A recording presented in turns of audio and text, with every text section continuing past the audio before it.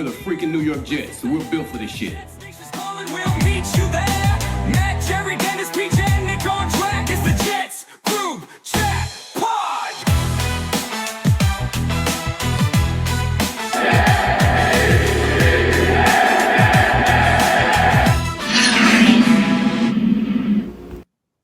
All right, and now we're going to welcome in a very special guest to the pod.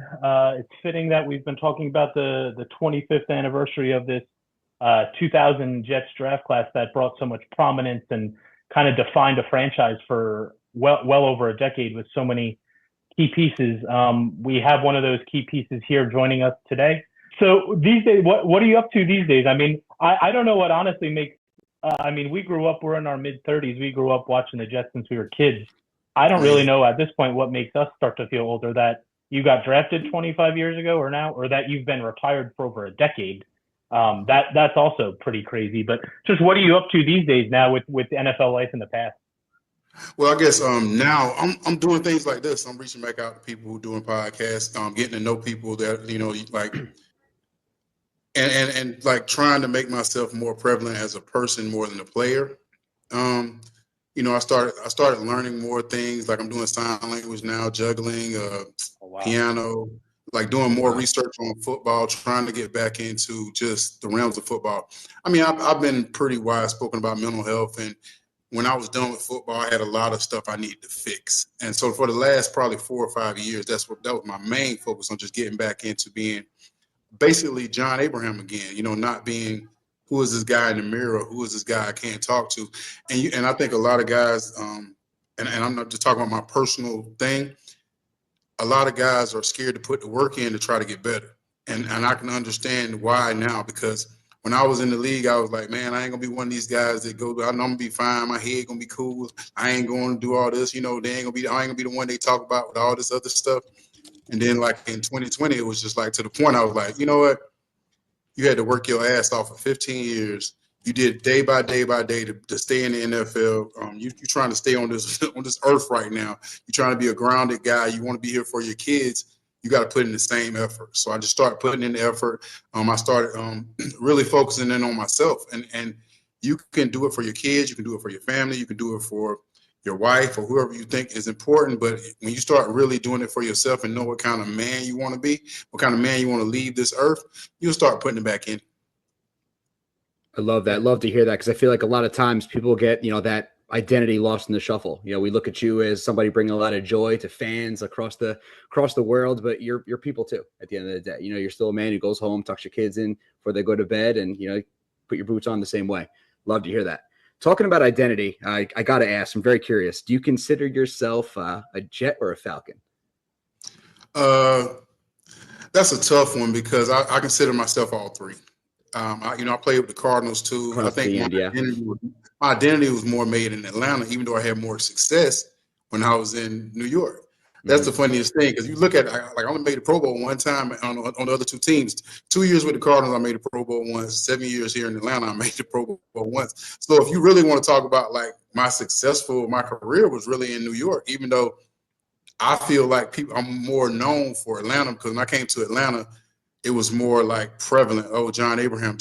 Maybe it's because, Mike Vick wasn't here anymore and a lot of other things. But 9 out of 10, when people see me, they'll be walking, they'll be like, you played for the Falcons, right? But then most people be like 9 out of 10 people be like, no, you're a Jet, man. No, you played for the Jets. I remember you for the Jets. I ain't knew nothing about the Falcons and stuff. I ain't know nothing about them, but you're a Jet, man. I remember you. Like, oh, what the hell they was thinking? It was your Jet. I was like, yeah, cool. So, like, I got on my Jet gear now, and it took me a while to, when you have a bad breakup, or even when somebody dumps you, you kind of feel a certain way for a few years. You can get into a better relationship, but then you have to look back, even with life, you have to look back in a relationship to see what the good you got from that relationship. And the Jets were, I guess, shit. They picked me. I'm like, I don't know why. Like, hell, I'm like, I was on a 1-11 team. Like, Sean went right before me and I went. So at the end of the day, you got to start showing gratitude for things in your life compared to like what went wrong all the time. Absolutely. Love to hear that. Bragg, you brought it back to the draft. Love to hear it. For your thoughts, did you think you were going to get picked at 13 after they took Sean Ellis at 12? Like, what was going through your mind for the first round? I was hoping I was going to San Francisco or I was going to Carolina. because I talked to Bill Walsh, and Bill Walsh like, you're our guy. And you saw they took Julian Peterson though. Mm-hmm. So it was kind of like if the Jets would have took Julian Peterson, I would have been in San Francisco. So for me, and you understand, I was a San Francisco kid. I ain't knew nothing about the Jets, and I'm not knocking the Jets. I knew nothing about them. You couldn't tell me anything about the Jets. That I knew Namath because of, obvious reasons. I knew Vinny Testaverde, because of Miami. I knew Curtis Martin probably more because of New England. So you gotta understand, I played 1 year high school football, so I wasn't really well versed on what teams. I just knew the teams that I watched. I watched Oakland, I went the Raiders, probably the LA Raiders and things like that. So, and then they didn't call me. Like they didn't call me. They called me literally the day before the draft. I got a phone call the day before the draft, and it was like, and this is that like literally because I gave my sister my house by then, and I was staying in this little condo. It wasn't even a condo. It was like this small apartment. I was staying with like one of my roommates from college, and I got a phone call, and nobody calls. I just got a cell phone, so people were still calling house phones, but I just got a cell phone, and the house phone rang, and I answered the phone. I'm like, hello? It was like, yeah, this is so-and-so at the Jets. No, actually, I didn't answer the phone. My roommate answered the phone. He was like, yeah, somebody from the Giants on the phone. I was like, the Giants? I ain't talking to the Giants. I did that test when I ain't really talked to him. He's like, nah, somebody from New York on the phone. I'm like, cool. When I got the phone, I'm like, hello? So the whole time I'm thinking New York Giants, New York Giants, New York Giants. So I had this whole phone conversation, and they asked me for my phone number, and I'm like, yeah, cool, all right. Didn't think two shits of it. I didn't think, it never crossed my mind again. It never crossed my mind again to up when Sean got picked. We're sitting in the restaurant, and my agent tips over to Sean, like, Sean, they're taking you at 12. Boom, everybody's excited. This cell phone, not the home phone. Yeah, right. Sean, they're taking you at 12, they're taking you at 12.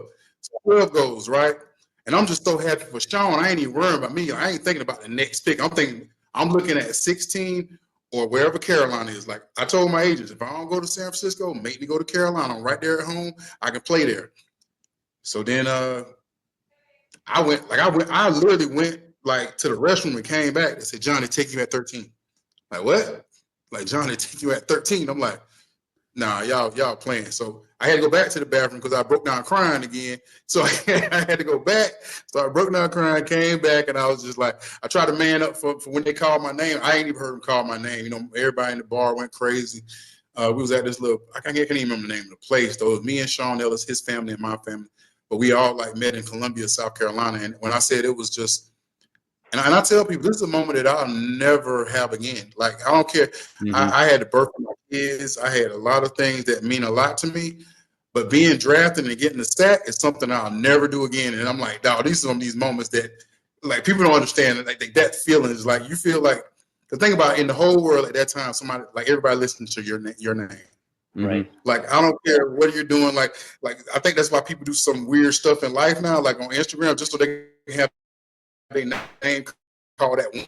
But I promise you, I'll never feel that rush again like what I had when I was drafted. And it gave me a false sense of euphoria that I wish I would have stuck to what I was in college. Like the mentality I had in college, and I can see a lot of the athletes now, when you get that euphoria of you made it, but you really haven't, you're just taking another step in life. It's like even when you retire, you got to understand you're done, but you got to keep making steps in life. You got to keep preparing yourself for what's next in life. And for me personally, I wish I would have still had that same hunger. Not saying I wasn't hungry on the field, but it was a different hunger. Because you felt like you made it. So that point of wanting to do this was kind of like, okay, I made that part of my life. I made it. Instead of saying that, you made it after you're done pretty much.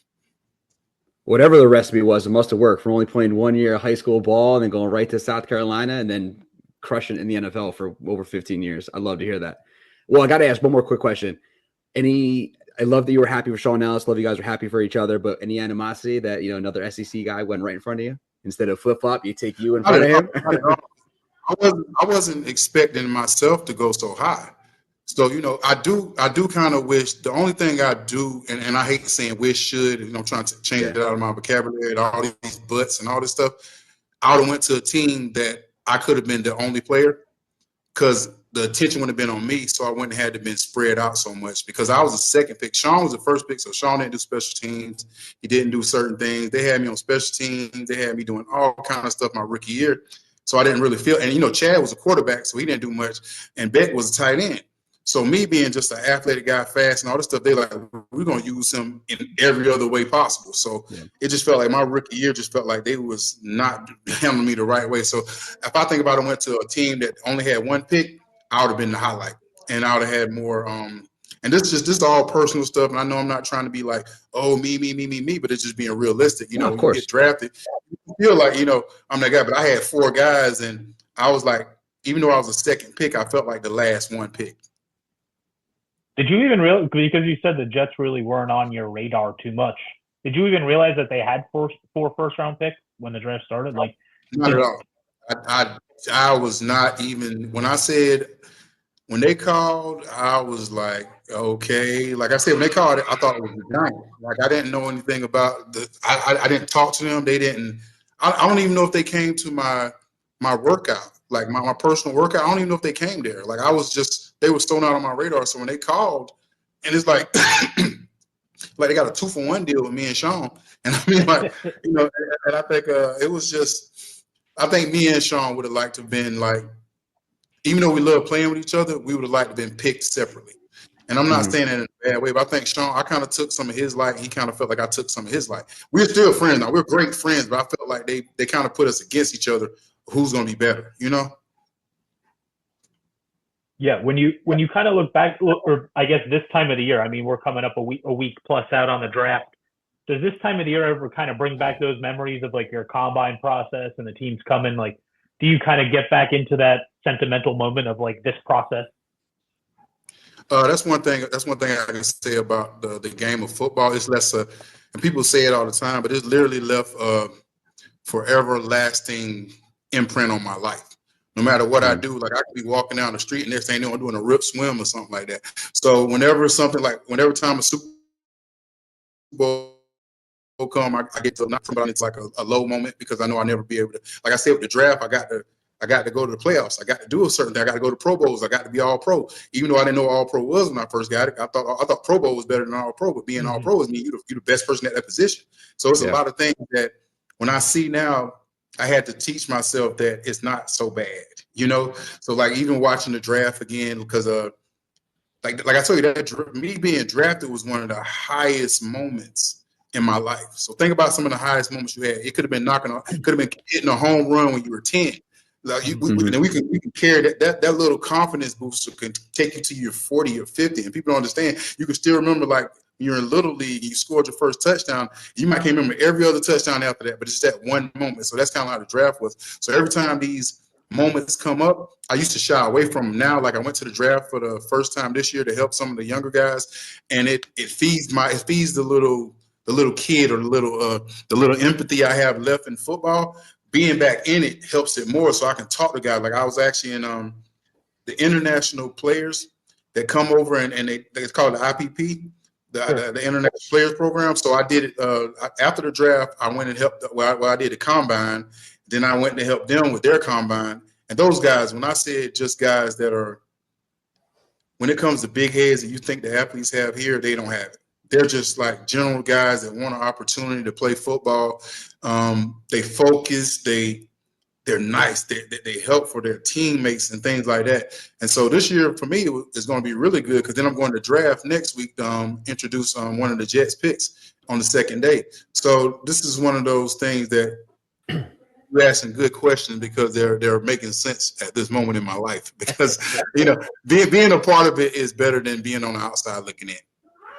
Yeah. Who do you think the Jets? Oh, go ahead, Matt. No, go ahead. That's actually really cool that you're going to introduce the pick because that kind of leads me to another question that I have. I know you kind of referred to it earlier. At one point in your career, you kind of had those feelings of like the ex-girlfriend or like you guys kind of had a bad breakup.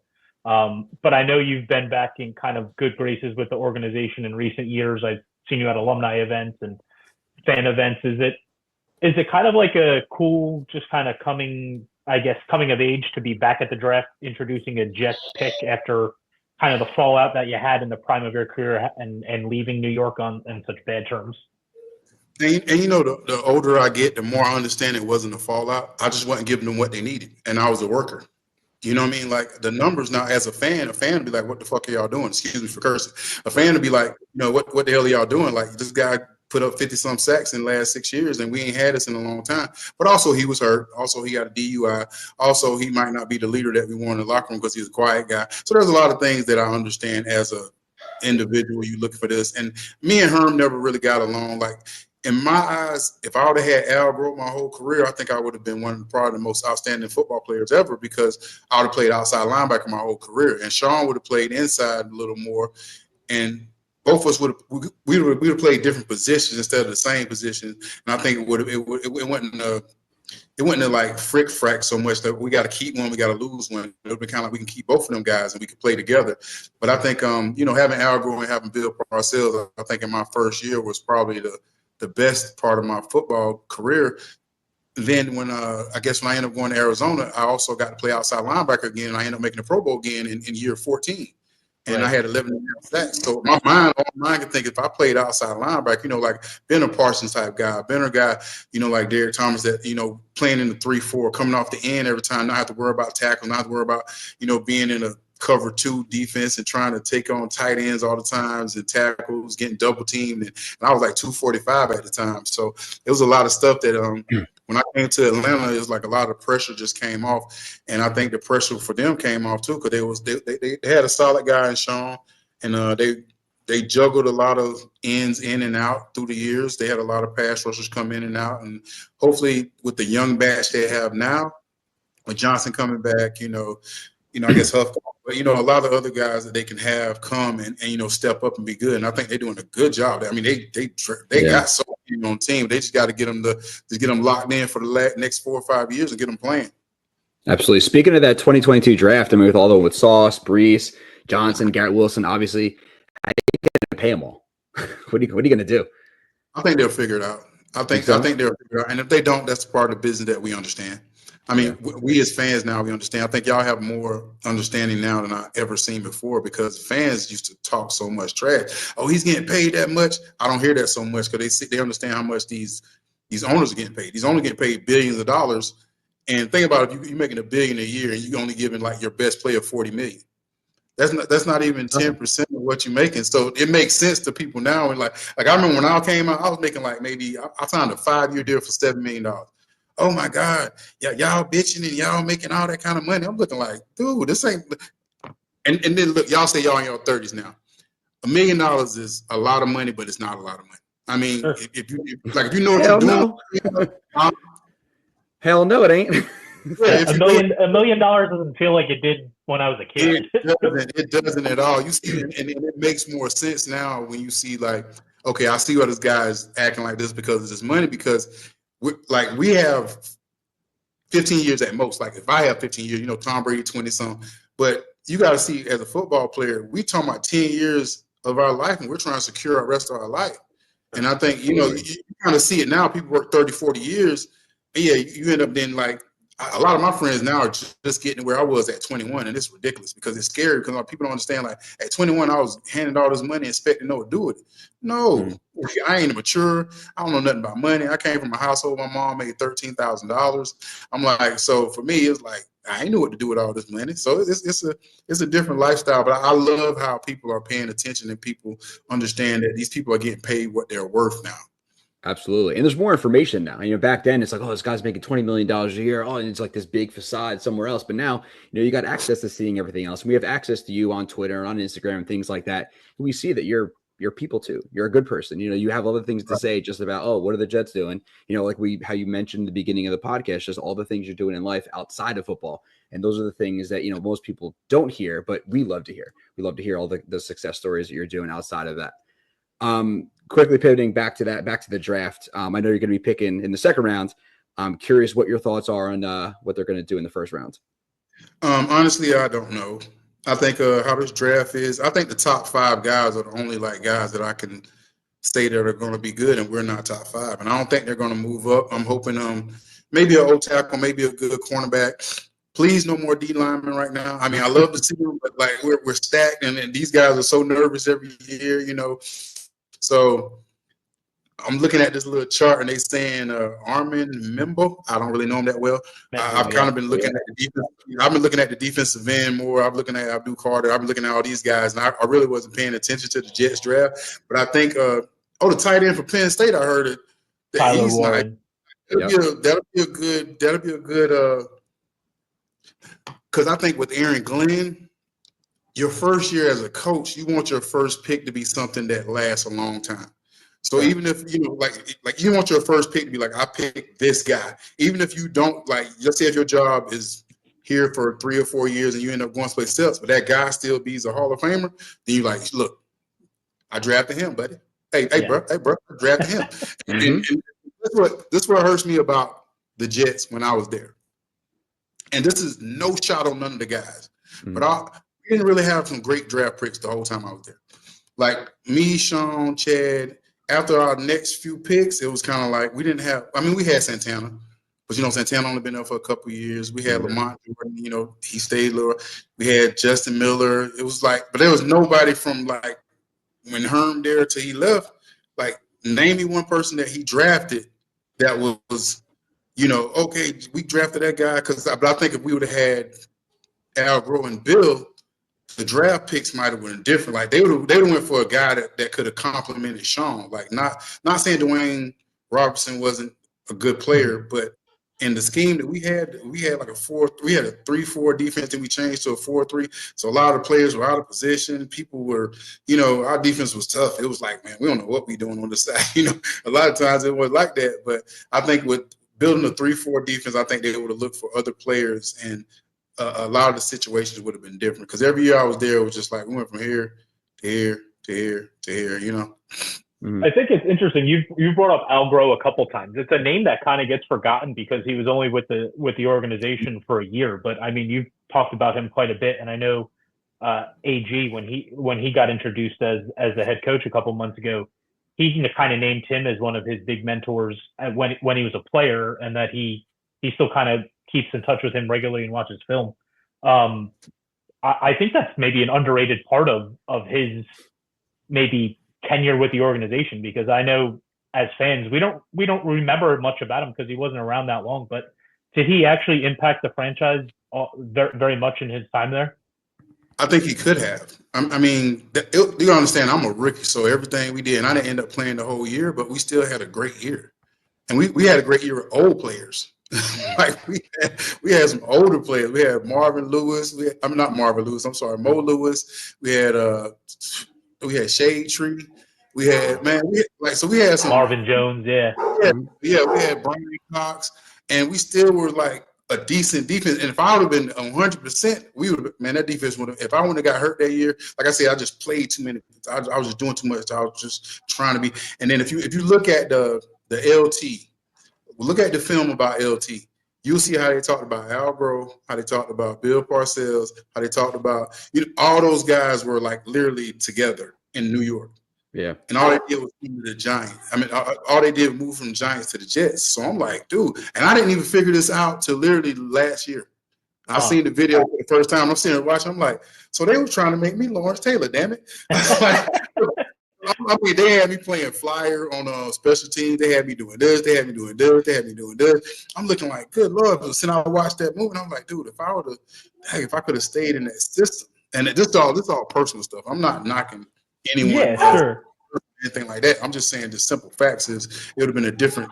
The whole draft for the next 5 or 6 years would have been different.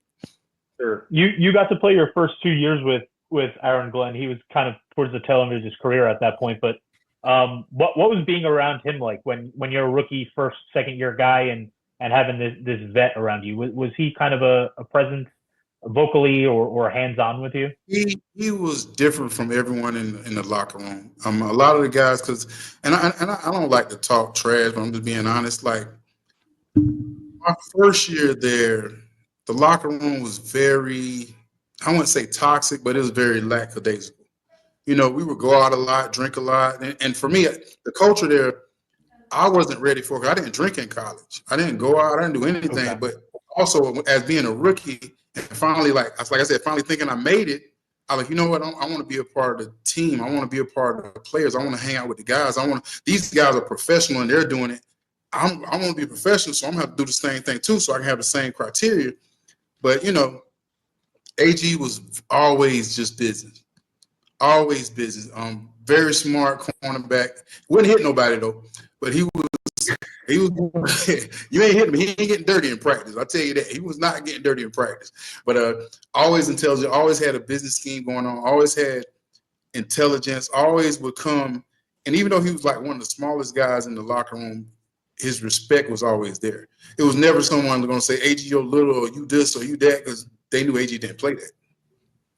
You think he's got what it takes to kind of turn this thing around and coach on the big stage in New York? When I say this with all truth. I hope so. Because it's just being a New York fan, even if you watch, you can see great stuff happening, then it's like just something, a wrench will come out from somewhere and something happen. You know, I just hope he have the consistent years here, because you seen when Todd Bowles was there. I thought Todd was going to have I was cheering for Todd. Todd was there also when I was in New York. My first year in New York, Todd was there also. Todd helped me rejuvenate my career in Arizona. So I was cheering for him in New York, but it was just like, dang. Like, come on, man. Like, what's going on? And I hit him up. I was like, man, it ain't your fault. It ain't your fault, dog. I don't know what's going on, dog. So, you know, it's just like, you know, being a fan and stuff, it's kind of tough when you're a New York fan, because we have great players, but it seems like every time we have a great player, they'll go someplace else and be better. You know, when you talk about Vilma, you talk about even Brian Cox going to New England and winning the ring. You got Lofton going down in New Orleans. I mean, it's like a lot of stuff. Not Lofton was me in a different situation, but it's like, you know, seeing guys that play with the Jets, and you know, and then they'll go someplace else and end up having, like, you know, getting that ring from another team. So I'm hoping it'll be good for them. You've talked a lot since we've been on here just about wanting to get back into football and helping guys. Is coaching maybe something that you'd have on your radar down the line?